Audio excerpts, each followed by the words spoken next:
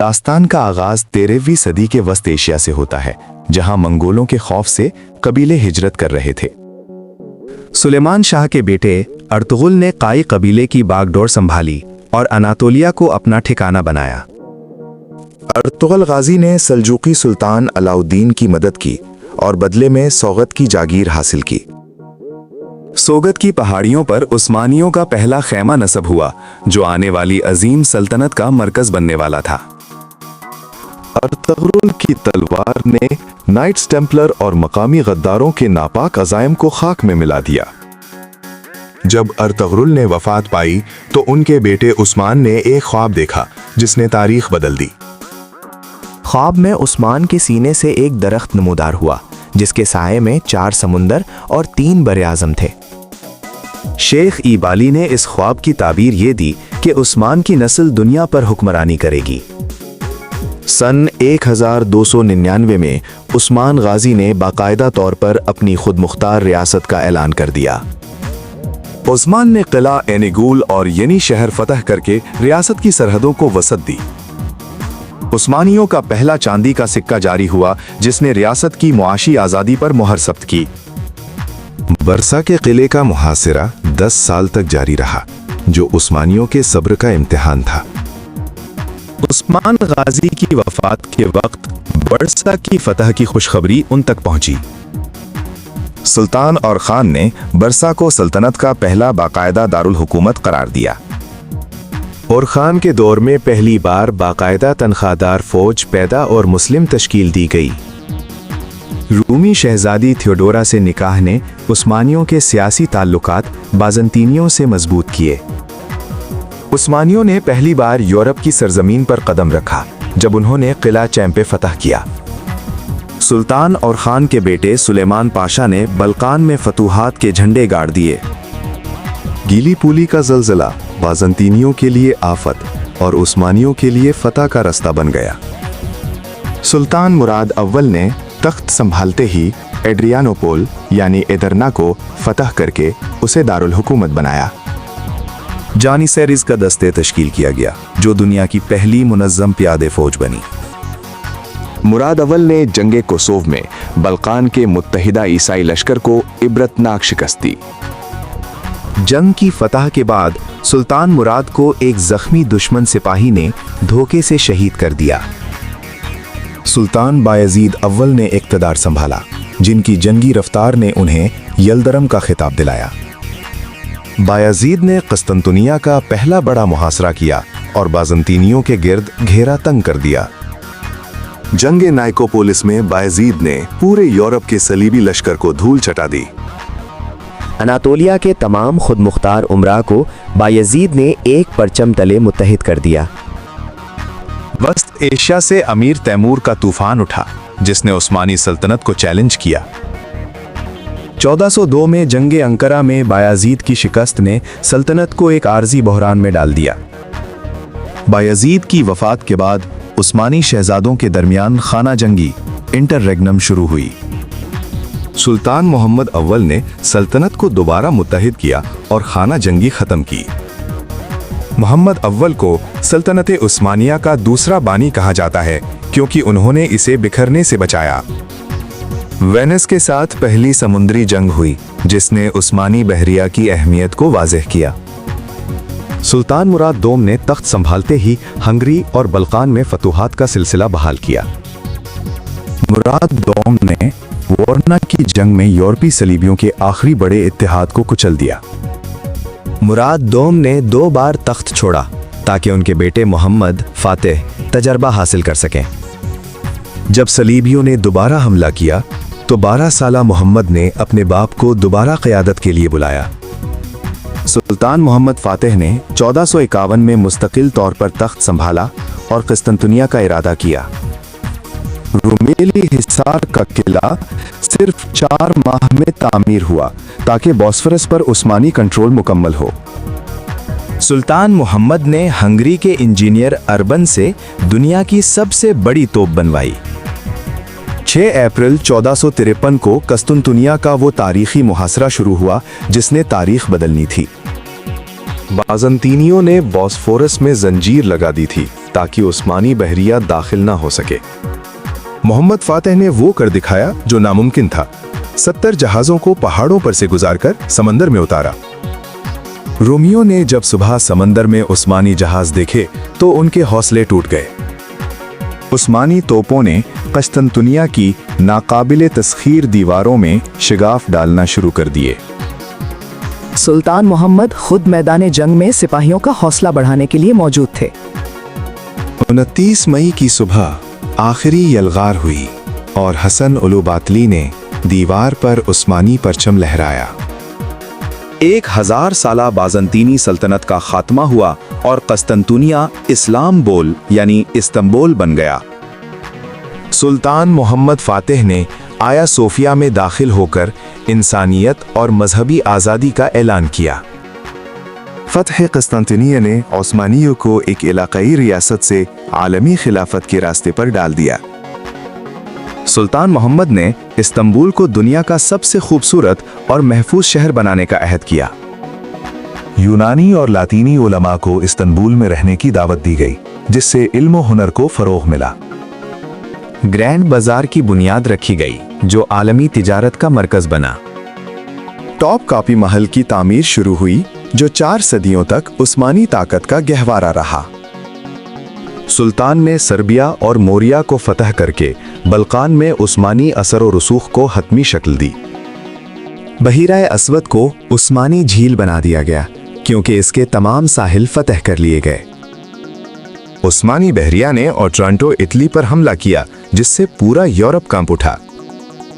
सुल्तान मोहम्मद फातेह की वफात पर यूरोप के गिरजाघरों में खुशी के घंटे बजाए गए, मगर वो नहीं जानते थे कि उस्मानियों की जड़ें अब इतनी मजबूत हो चुकी हैं कि उन्हें हिलाना नामुमकिन था।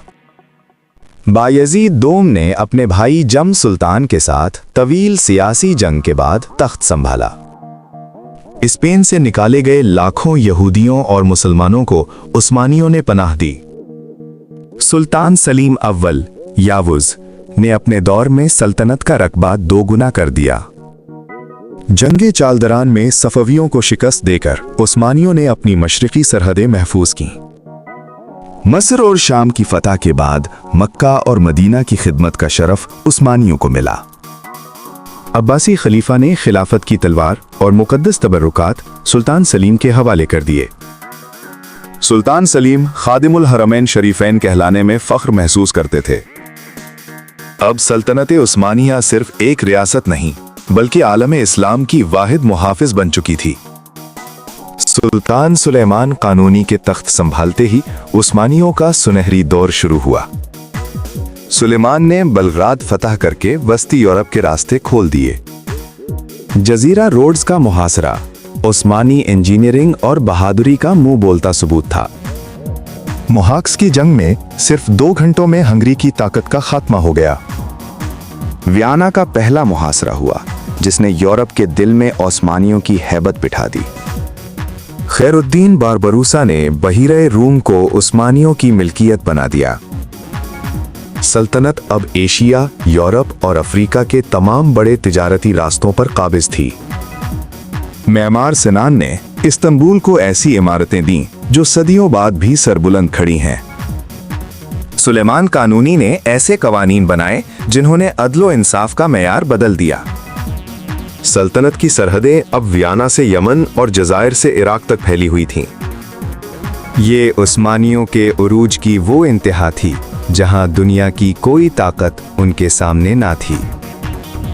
अर्तुगरुल की लगाई हुई चिंगारी अब एक ऐसा सूरज बन चुकी थी जो पूरी दुनिया को रोशन कर रहा था। सुल्तान सुलेमान के दौर में सल्तनत उस्मानिया अपनी ताकत के इस मकाम पर पहुंची जहां दुनिया का सूरज उनकी सरहदों में ही तुलू होता था। सुलेमान कानूनी ने तख्त संभालते ही अपनी तवज्जो वस्ती यूरोप की तरफ मोड़ी, जहां हंगरी एक बड़ी रुकावट था। 1521 में बलग्राद की फतह ने यूरोप के दरवाजे उस्मानियों के लिए हमेशा के लिए खोल दिए। जजीरा रोड्स का मुहासरा 6 माह तक जारी रहा, जिसमें उस्मानी इंजीनियर्स ने जमीन दोज सुरंगों का जाल बिछा दिया। रोड्स के नाइट्स ने हथियार डाल दिए और सुल्तान ने उनकी बहादुरी के एतराफ में उन्हें बाहिफाजत जाने की इजाज़त दी। 1526 में जंगे मोहाक्स हुई, जिसने सिर्फ 2 घंटों में हंगरी की पूरी बादशाहत का खात्मा कर दिया। सुल्तान सुलेमान ने वियना का घेराव किया, जिसने पहली बार मगरबी यूरोप के दिल में उस्मानियों का खौफ पैदा किया। सुल्तान सिर्फ एक फातेह नहीं थे, बल्कि उन्होंने कानून बनाकर अदलो इंसाफ की नई मिसालें कायम की। महल के अंदर खुर्रम सुल्तान का असर और रसूख बढ़ा, जिसने उस्मानी सियासत में औरतों के किरदार को नई जहत दी। वजीर आज़म इब्राहिम पाशा सुल्तान के बेहतरीन दोस्त थे, लेकिन उनके अरूज ने उनके जवाल की बुनियाद भी रखी। खैरुद्दीन बारबरोसा ने जज़ायर को उस्मानी कलमरों में शामिल करके बहीरे रोम का नक्शा बदल दिया। पिरियोजा की बहरी जंग में बारबरोसा ने यूरोप के मुत्तहिदा बेड़े को इबरतनाक शिकस्त दी। मैमार सिनान ने उस्मानी फने तामीर को वो बुलंदी दी जो रहती दुनिया तक उनकी पहचान बन गई। सलेमानिया मस्जिद की तामीर सिनान का वो शाहकार है जो इस्तांबुल के उफक पर आज भी फख्र से खड़ा है। सिनान ने 300 से ज़ायद इमारतें बनाईं, जिनमें पुल, मुसाफिर खाने और अजीमुशान मसाजिद शामिल थीं। सल्तनत अब मशरक में सफ़वियों के साथ बरसरे पैकार थी, ताकि इराक़ और तबरीज़ पर कंट्रोल हासिल किया जा सके। सुल्तान सुलेमान के दौर में बहरिया ने बहरे हिंद तक रसाई हासिल की ताकि पुर्तगालियों का मुकाबला किया जा सके। पीर रईस ने दुनिया का वो नक्शा तैयार किया जो इस दौर के हिसाब से हैरत अंगेज तौर पर दुरुस्त था। सुल्तान के आखिरी सालों में उनके बेटों के दरमियान तख्त की छुपे छुपाए जंग शुरू हुई। शहजादा मुस्तफ़ा का कत्ल उस्मानी तारीख का एक ऐसा अलमनाक बाब है जिसने अवाम को हिला कर रख दिया। सुल्तान सुलेमान ने अपनी आखिरी जंग हंगरी के किला ज़िगटवार में लड़ी, जहां वो वफात पा गए। सुल्तान की वफ़ात को सिपाहियों से छुपाया गया ताकि फतह मुकम्मल होने तक उनके हौसले पस्त न हों। सलीम दोम के दौर में कुब्रस की फतह हुई, लेकिन लेपांटो की बहरी शिकस्त ने उस्मानी नाकाबिले तस्खीरियत को धचका पहुंचाया। मुराद सोम के दौर में इस्तांबुल में पहली रसदगाह तामीर हुई, जो साइंस और इल्म से लगाव का सबूत थी। सल्तनत के इंतज़ामी ढांचे में करप्शन के साए नमूदार होने लगे, जिसने निज़ाम को कमज़ोर किया। सुल्तान अहमद अव्वल ने नीली मस्जिद ब्लू मॉस्क तामीर करवाई, जो आया सोफिया के मुकाबिल एक शाहकार है। अहमद अव्वल ने कानून विरासत बदला ताकि शहजादों के दरमियान कत्लो गारतगरी को रोका जा सके। सुल्ताना कोसिम ने कई दहाइयों तक पर्दे के पीछे से सल्तनत की बागडोर संभाली। मुराद चहारुम ने इस्तांबुल में फैली बदामनी को आहनी हाथों से कुचला और नज़्म ज़ब्त बहाल किया। मुराद चहारुम ने बगदाद को दोबारा फतह करके सफ़वियों को पीछे हटने पर मजबूर कर दिया। सुल्तान इब्राहिम के दौर में ज़हनी तनाव और महलाती साजिशों ने सल्तनत को मज़ीद बहरान में डाला। कोपरूलो ख़ानदान के वज़रा ने सल्तनत को एक बार फिर इस्तेहकाम देने की कामयाब कोशिश की। वियना का दूसरा मुहासरा 1683 उस्मानी तारीख का वो मोड़ था जहां से पिस्पाई का आगाज़ हुआ। अहले यूरोप ने मुत्तहिद होकर उस्मानियों के खिलाफ मुक़द्दस इत्तिहाद कायम कर लिया। मुआहिदा कार्लोत्स ने उस्मानियों को पहली बार बड़े पैमाने पर यूरोपी इलाके छोड़ने पर मजबूर किया। सुल्तान अहमद सऊम के दौर में लाला दौर ट्यूलिप एरा शुरू हुआ, जिसमें आर्ट और कल्चर को फ़रोग़ मिला। पहली बार इस्तांबुल में प्रिंटिंग प्रेस मुतारफ़ कराया गया, जिसने इल्म की अशात में मदद दी। सुल्तान महमूद अव्वल ने फ़ौज को जदीद खतूत पर इस्तवार करने के लिए यूरोपी माहिरीन की खिदमत हासिल कीं। रूसी सल्तनत एक नए खतरे के तौर पर उभरी, जिसकी नज़रें गर्म पानियों पर थीं।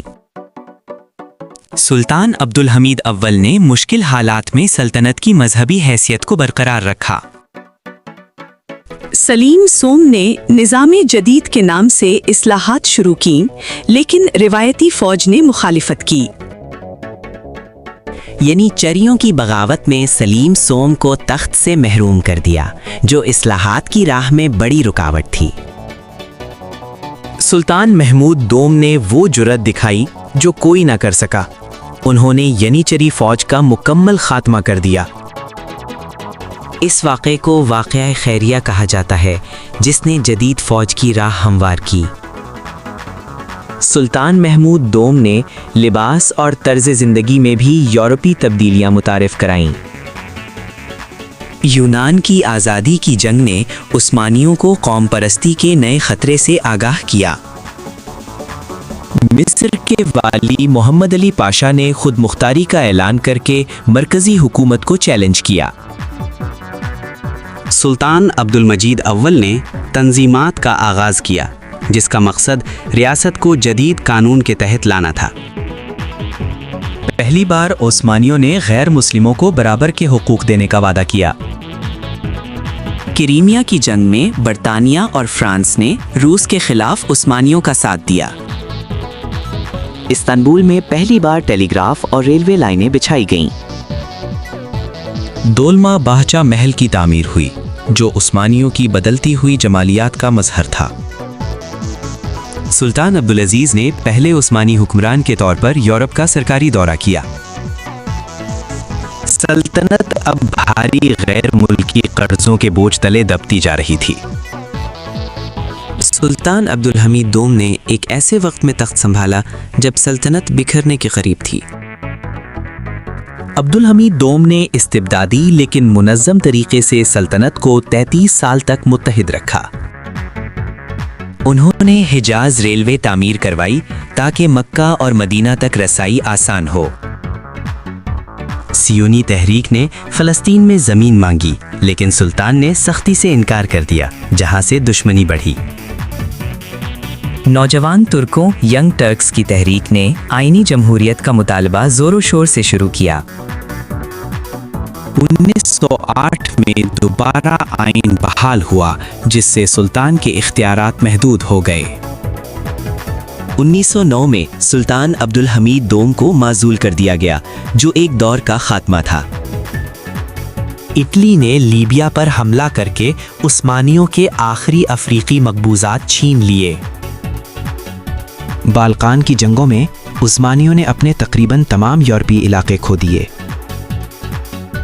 पहली जंग अजीम शुरू हुई और उस्मानियों ने जर्मनी का साथ देने का फैसला किया। जंगे गली पुली में उस्मानियों ने इत्तेहादियों के हमले को नाकाम बनाकर तारीखी मुजाहिमत की। मुस्तफ़ा कमाल पाशा एक हीरो के तौर पर उभरे, जिन्होंने गली पुली में अपनी क़ियादत साबित की।